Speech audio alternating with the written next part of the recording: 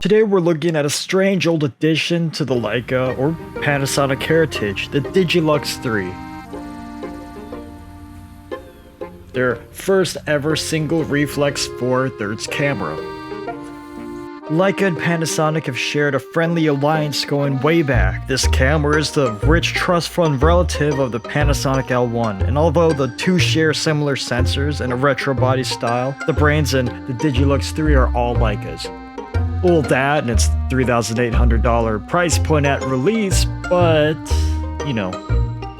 Now, this camera is a 4/3 mount, not a micro 4/3 mount, and if you're like me, you may have stumbled on and purchased some OG 4/3 kit by accident. But if you're not like me, then you probably know the difference between the old mount system and the new one. You're also probably not lactose intolerant like I am, so more power to you. Now, being about a 16-year-old camera at the making of this video, the body's a brick to say the least. I don't mean literally, but it's much bigger than it looks.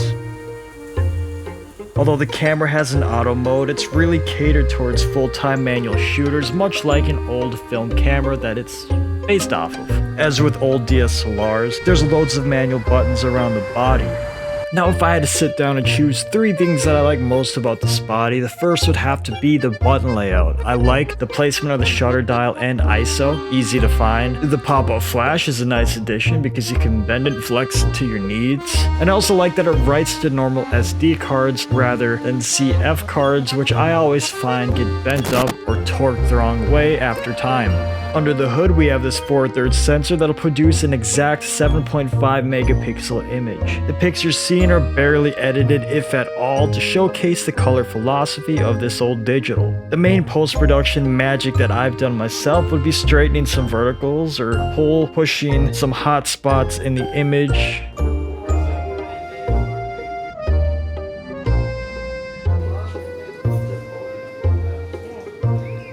I use 2 main lenses for, well, 2 main locations throughout this video, the 14x50 f2.8 variable kit lens and the 70x300 for wildlife, or in this case, zoo life.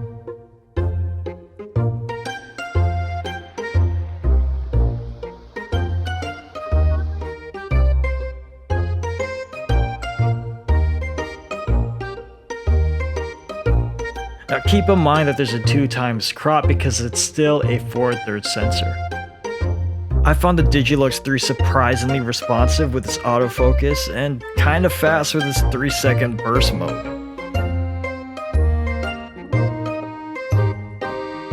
It's good enough for both giraffes and flea market vendors alike.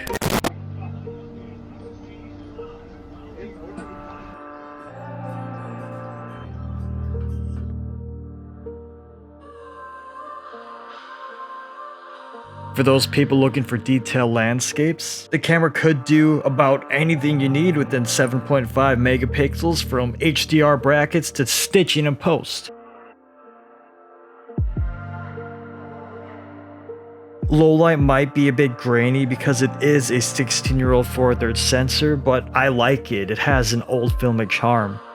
Yes, I consider this to be one of the stranger cameras in my collection, and it's one that I'd have a hard time parting with.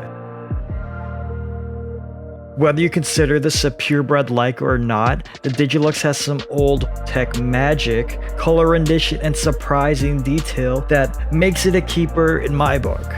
So yeah, subscribe to the Instagram, etc, etc. Thank you for watching. I appreciate ya. I'm out.